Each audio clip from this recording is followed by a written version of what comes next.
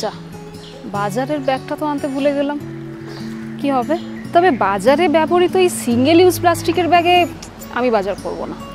তাহলে উপায়, হ্যাঁ, মানুষকে সচেতন করতে পশ্চিমবঙ্গ দূষণ নিয়ন্ত্রণ পর্ষদের উদ্যোগে সল্টলেকের সিএ মার্কেটে বসানো হয়েছে ক্লথ ভেন্ডিং মেশিন, যেখানে মাত্র 10 টাকার বিনিময়ে আমরা পেয়ে যাব পরিবেশ বান্ধব একটি কাপড়ের ব্যাগ।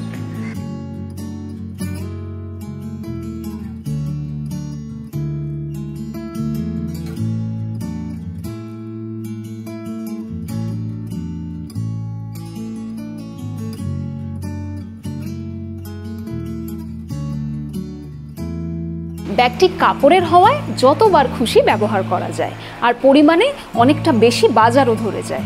মনে রাখবেন, সিঙ্গেল ইউজ প্লাস্টিক ব্যবহার সম্পূর্ণরূপে নিষিদ্ধ এবং দণ্ডনীয়। বাড়ি থেকে বেরোনোর সময় মনে করে পাট অথবা কাপড়ের ব্যাগ নিয়ে তবেই বেরোবেন।